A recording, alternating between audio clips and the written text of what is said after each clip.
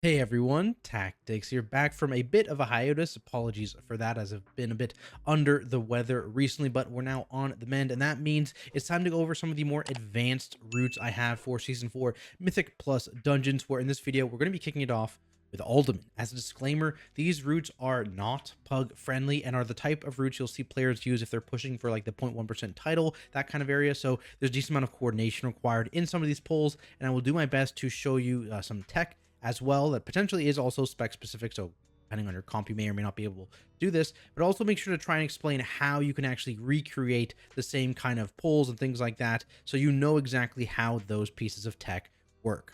On top of that, I'll point out some adjustments you can make to the route depending on if it's a fortified or tyrannical week. In the video, this is a fortified week. Now, this run itself is also a plus 14. I was hoping to start this series on a bit of a higher key level, but again, been feeling a bit sick, so haven't pushed a ton recently. So I just want to get this series started. So we're doing a plus 14, so it's not super high. It's just, kind of in that mid-range level. And because it's one of our earlier keys, it's also not super clean, so I can point out some of the mistakes we made and how you guys can avoid it. Now let's get started here. And to start, there is an absolutely massive pull, even bigger than what happened in Season 2, if you guys remember the first pull in Season 2.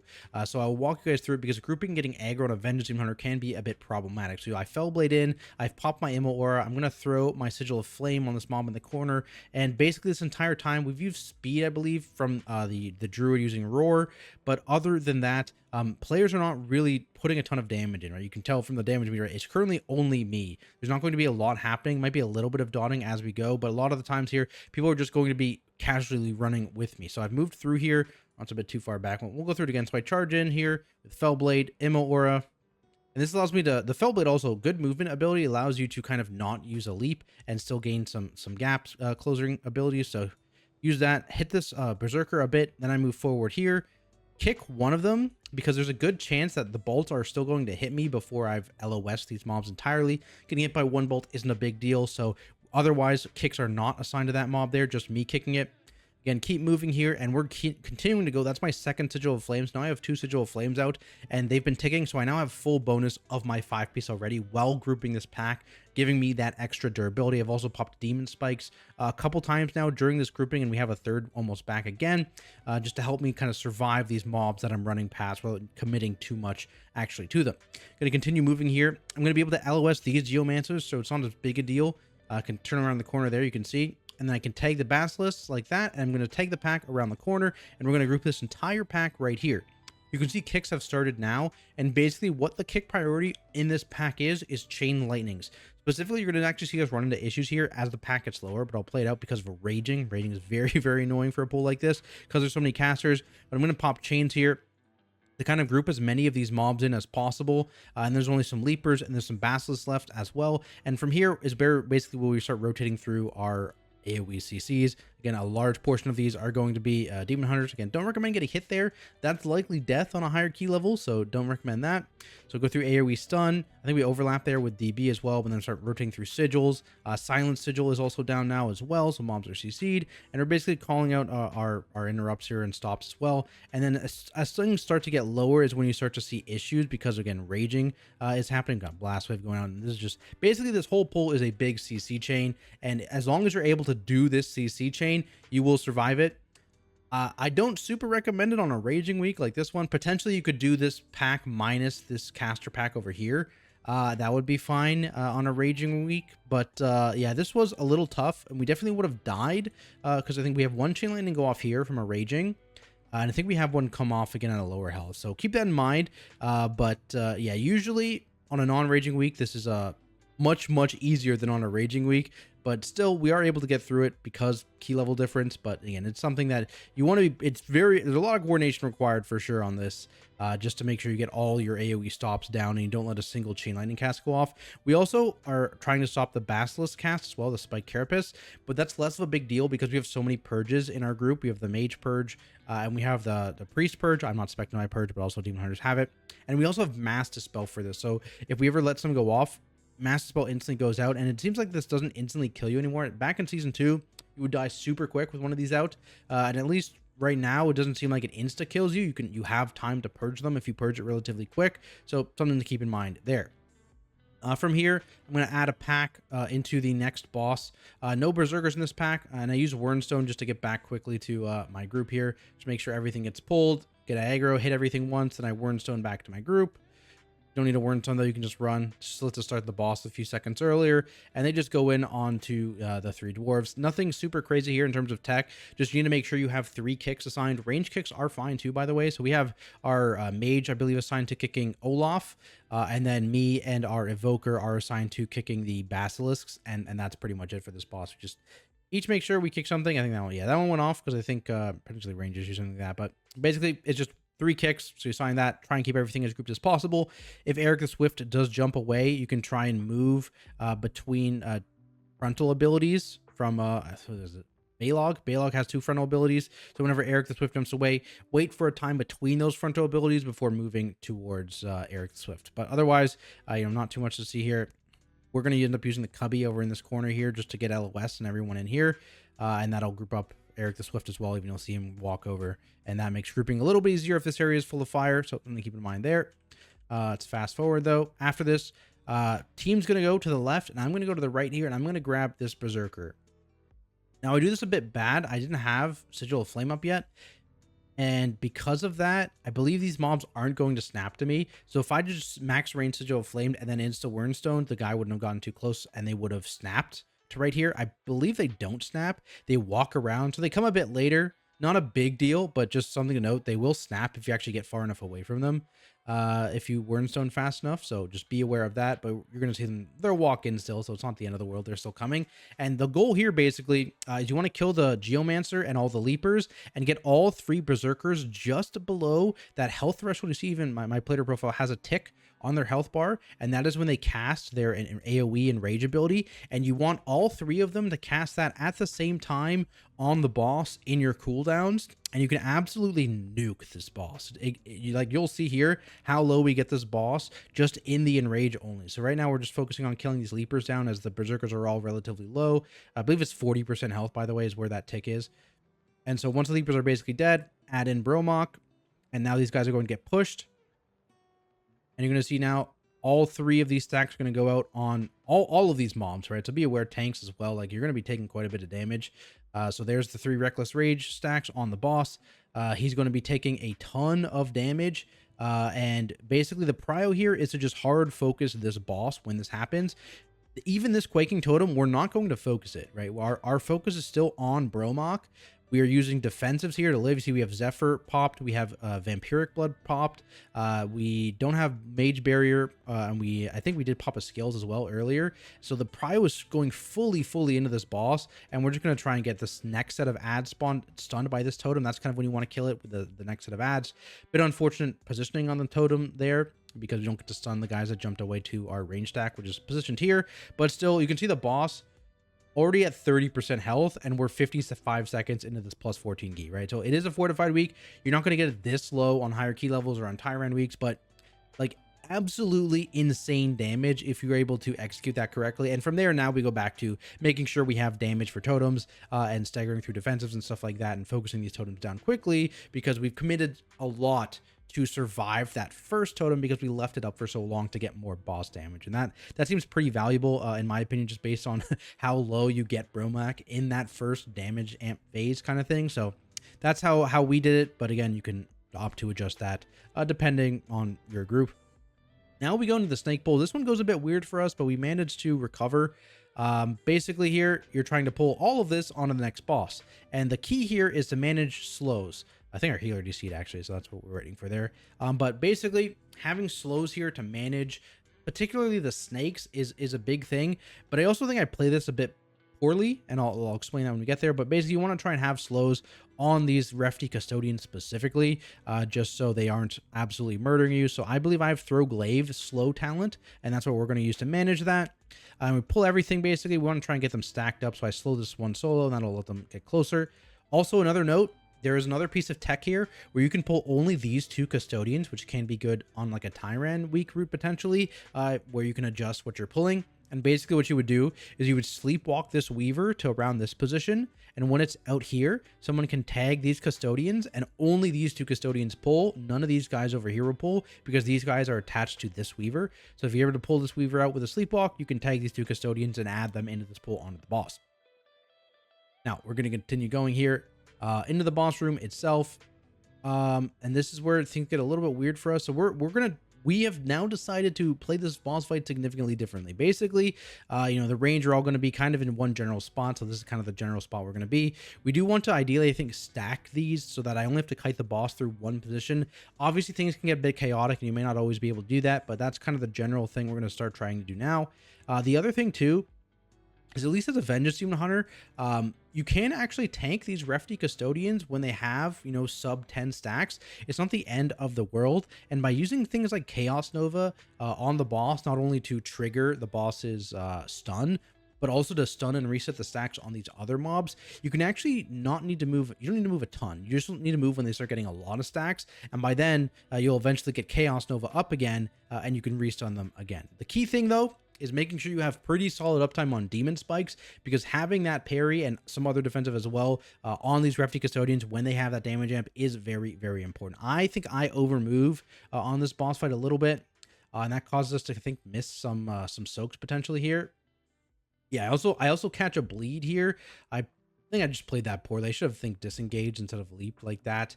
And I also need to make sure that I'm maintaining my throw glaive. Again, this is one of the first times I think we did this when I'm playing Demon Hunter, as opposed to playing Guardian Druid back in Season 2, where I would just, be spamming raise kind of thing. And that would actually cause us to keep these guys slow. Do you see there? Yeah, I proc my cheat. Not ideal for sure, but we're able to pull it out, like I said. Other things you can use, of course, are actual other slows you have in your kit. So Ursul's Vortex is a great slow. Knockbacks from the Dragon, from Typhoon, from Blast Wave, which also slows as well, can be very, very useful here, depending on positioning. And you're seeing I'm basically just trying to kite the boss here through these orbs to kind of break the actual empowerment stacks, while also not having a ton of uptime. And that's kind of the problem here, is I have pretty bad uptime. The boss is moving a lot, the trash is moving a lot, and I probably didn't need to do this much. You can just do that because I've talked about this a lot, the backstepping on the Custodians, but if they don't have a ton of stacks, right now they have 4 and 5 stacks, I believe, that's not actually a ton of damage. So I could actually be standing here tanking them and just backstepping each time they try and cast the bleed on me, and that would keep these guys way, way, way more stationary and just make this a lot easier, I think, for everyone involved. And then once I need to get out, I can do like a disengage and that kind of thing to get away from the group, where I can call for an Ursul's or a knockback on these mobs, and they're relatively stationary, so it can be easy to get those guys just off of me ASAP whenever that's needed, when they start getting to a higher stack count. And then when Chaos Nova is back, which is about every other Titanic empowerment you'd have Chaos Nova back, you can use that to reset their stacks and then go back to tanking them again. So you just need to kite basically between the time where they have a lot of stacks and Chaos Nova is back. It's not a ton of time you actually need to spend kiting, so it's something to be aware of there. And in general too, that'll make it easier because they can keep the orbs kind of in, a similar spot, and it's not too hard to kite the boss through them. In terms of other stuff here, it's defensives for stomps, usually having one kind of party-wide defensive out for every stomp, and then personals are on the shards, particularly on shards where you have a bleed or an overlap with the stomp rather, and things like dwarves and of course the Vulgar Cleanse, super, super powerful in this dungeon, specifically because of this boss fight, because it does kind of wombo combo you sometimes with the bleed going out really close to the stomp. So having a cleanse or a dwarf whenever that happens is super, super valuable. And otherwise just kind of popping a major defensive when that does happen as well, because like I said, that's the big wombo combo that you're worried about there. And you can see now these Custodians are starting to die. I think I can step in soon and pop a Chaos Nova to try and actually drop these stacks, because this is the stack count you're probably a little bit worried about. Like, they're above 10, double-digit stack count, probably not ideal. So I'm not in there right now. I think I might come in soon for the Chaos Nova because it is back. But again, whenever you do Chaos Nova these guys, because that's how much one melee. So even then, that would probably kill me on a higher fort key, right? But on this fort key, it wouldn't have. So there's that as well. Just an experience thing. And I think this is where I said, yeah, just step in, get the AoE stun to reset their stacks. And honestly, at this point, I could have tanked it. I missed one guy, so there is still a guy with 15 stacks in there. But that's the kind of thing where, like, if you get in there, you reset their stacks, you have a big CD up when you do go in to reset the stacks in case you do get knocked down.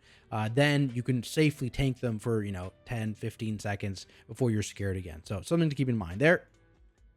Moving on from this boss, we have a pretty nice pull here. So there are basically two variations of this pull. This is the no golem variation of it. So basically people will either pull like the 3 packs here together, or they'll pull like either 2 of the packs or 3 of the packs into the side corner on the left here with the extra earthquake golem. And that one's pretty scary. Very, very scary on fort keys, of course, because that earthquake is super scary. Still doable, but it's definitely more of a thing, I think, on Tyran weeks. Potentially, again, still doable on fort weeks for sure, but I think it's definitely something you want to do on Tyran weeks specifically, because it's just a lot easier during that. But otherwise here, we have a couple kicks assigned to get some of the weavers in. And then again, just another one of those CC chains, where we're going through, popping lots of things to stop these hail of stones, keeping things silenced. And for tanks here specifically, the big thing is on these weavers is you don't want to ever be hit by like 3 or 4 of these at once, ideally. I'm specifically running Soulbringer, I can't remember the name of it, not Painbringer, the Soulmonger, there it is, the Absorb Shield, because of this area and the starting area where you have these mobs that you're pulling en masse that spam cast into the tank. That extra absorb shield helps you to not be one-shot in a lot of cases, which is very, very good. And so outside of that, you want to make sure you're kind of kicking, if you have like 4 coming at you at the same time. You can see there, basically we stopped one of them and only 3 hit me at once, and it's okay. And that's kind of the goal. Now that they're desynced, I'm never going to be hit by 4 at once, which is super, super good. That's the goal, and that's when you would throw out kind of random kicks just on these stone belts, because there's nothing else to kick really in this pack. And then again, CC rotation on the Hail of Stones, a bit problematic. We have the 1 raging mob or whatever, but you know, that's just raging in this dungeon. And then pretty standard next pull, where we just pull this into the next cubby. Nothing crazy there. Again, I don't really have a ton of CC on this pull, so now it's going to be predominantly carried by my team. I'll get like a chains coming up, but not a bunch, but not a ton of stops here required anyways. And then we go into the other earthquake golem, which again you pretty much always have to pull. You want to get a defensive here early. As you see here, I got the bark skin right on pull because I went in this a little bit dry. Basically, I'm only going to have demon spikes up when I pop that, because he fissuring slams ASAP. So make sure you're ready for that. There's pretty decent hit of damage, especially on higher fort keys. So be aware of it. Get out of these little circles here. Otherwise, pretty straightforward pull. Then we go to the animals, and we are dragging these animals all the way in to Emberon here.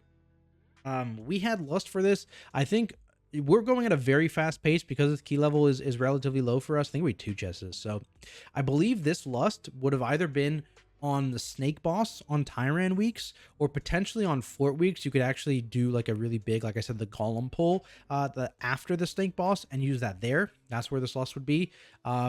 It came up at a weird time for us, so I think we're just going to use it here on this bowl, but I don't believe you would ever have lust here in any scenarios, so keep that in mind. I'm just going to keep these mobs close to the door because it gives us a decent amount of space between the fire golems and to allow us to dodge. So that's why I stand here. And again, we just have 3 kicks out, 3 markers out, 3 players assigned to keep those bats kicked. And obviously, if I get them with sigils or anything like that, that's a bonus. But we have players assigned to each one. Anyways, otherwise, there's not really a ton. The crawls don't really do a lot of damage, so people are just dodging here.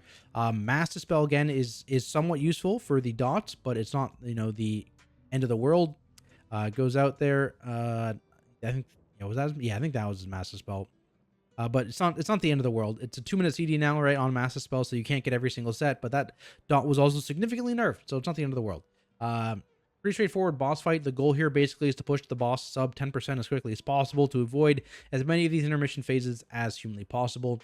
I believe on High Tyran, you're trying to only have 2 intermission phases, and potentially on Fort, you want to have only 1, probably 2 still, is the goal, is my guess. But we'll see how health scaling goes. Like, we got him down to 50% basically in the first phase, and I believe the boss starts with some energy, right? I don't know. Maybe I made that up. Go back. Does he start with any energy? Click the boss. No. Okay, I lied. It's a normal phase length. So keep that in mind. But that doesn't usually mean like holding CDs like here and just sending them on boss when the boss is up to try and get him sub 10%. Because as soon as he's sub 10%, he won't actually phase. So at this point, he won't phase now. So we're good. We don't need to send any more damage to like beat anything. You're good at this point if he hasn't phased already. So yeah, you're probably doing 2 intermissions on High Fort as well. Potentially trying to avoid the 3rd intermission on High Tyran, but maybe you have to do that as well. Here I mess up the skip, I think. Yeah, I lost the double jump and I paused. It's like, oh, maybe I didn't pull, and I did pull. But the goal here basically, because we are going to be pulling this, is I'm now going to just tag the initial weaver here. There's one weaver that's actually not linked to this pack, this front weaver. So I can just taunt it in, and now we're doing this pull with a golem and 3 weavers. We take it right here. We can LOS, but generally the rule is, even on high fort keys, is that if you only have one of these Ebonstone golems, you can actually stay out and eat the hits, assuming you have some sort of defensive running on higher fort keys.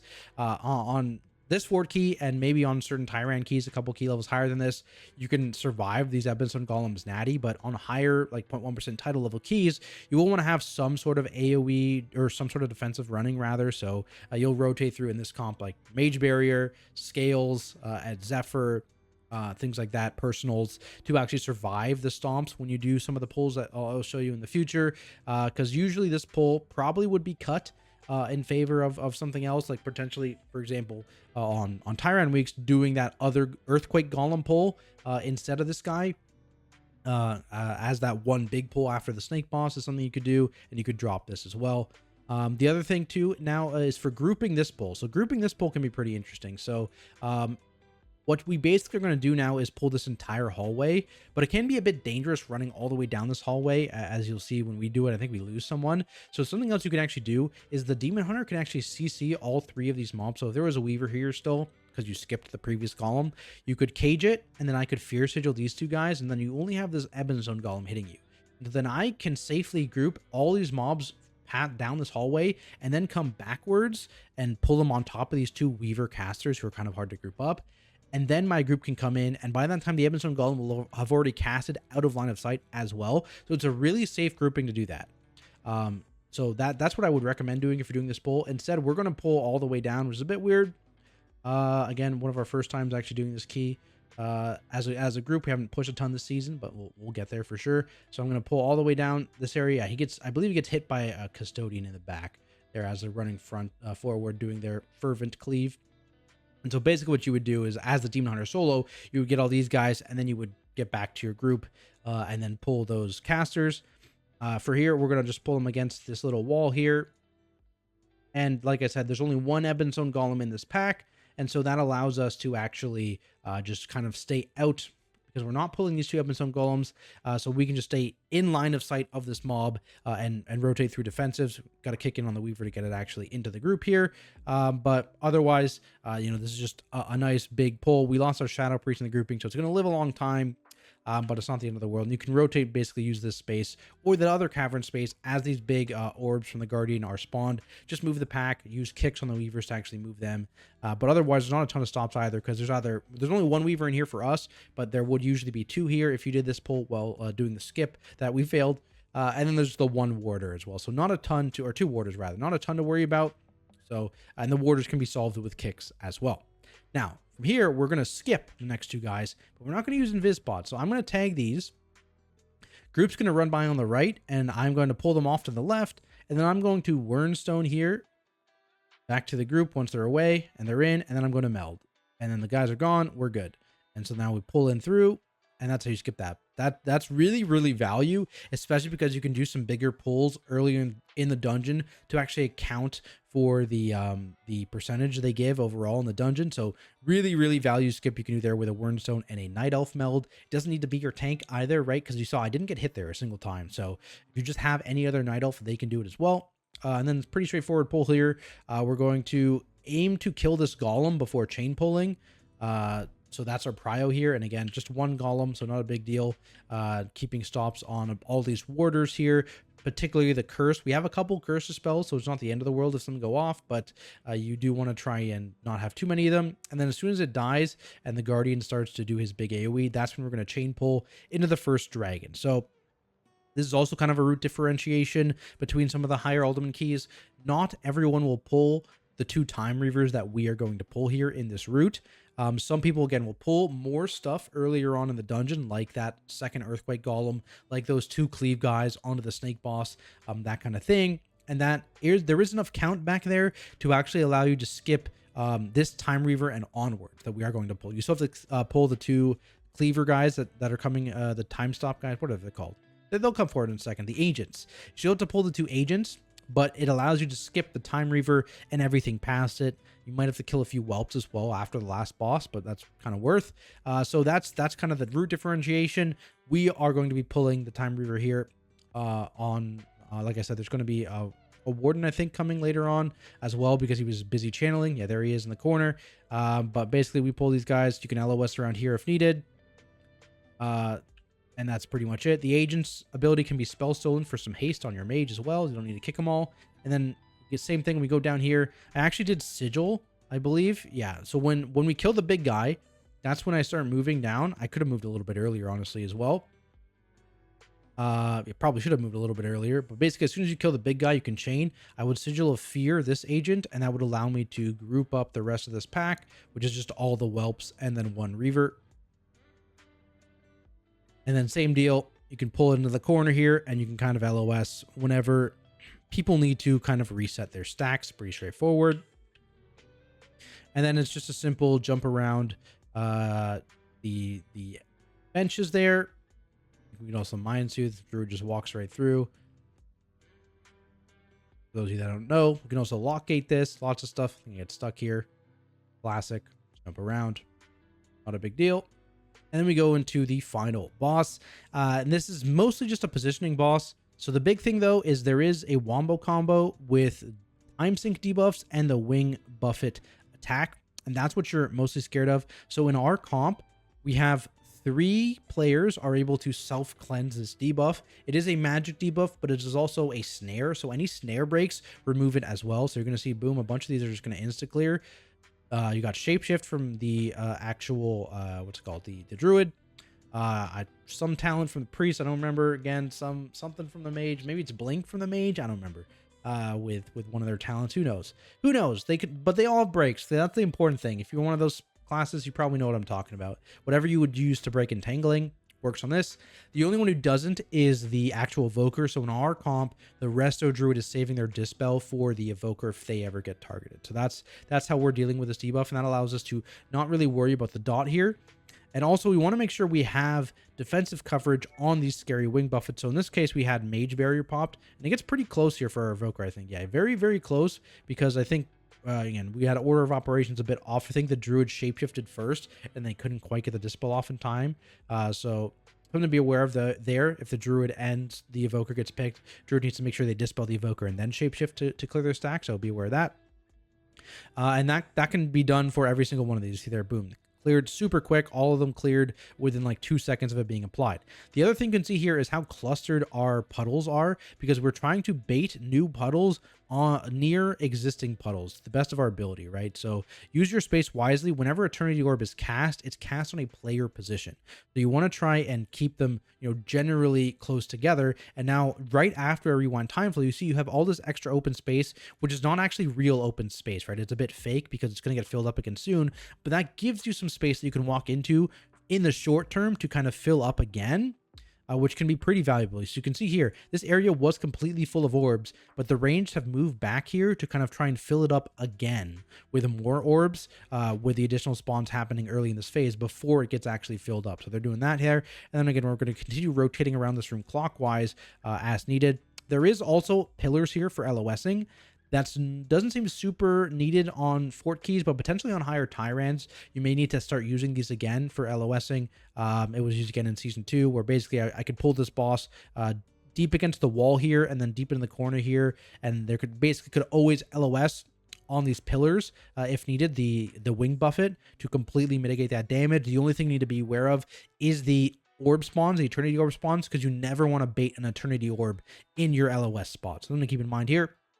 And basically the goal of this boss fight in terms of boss positioning is to have him in one corner per rewind time flow. So I was in this corner for the first one. I was in that corner for the second one. I'm going to rotate again. This corner for the third one is where I'm going to be. And then I have the back corner over there for the final one, which you can see as well in a second here. So there's the next rewind time flow. I'm going to be in this last corner over here. But that is pretty much it for this dungeon, guys. Hopefully you found my advanced Alderman walkthrough useful, and if you learned something, be sure to leave a like and subscribe for more content like it. Otherwise, a big thank you to all my amazing Patreon supporters, and I'll see everyone in the next video, which will hopefully come very, very soon. Have a good one.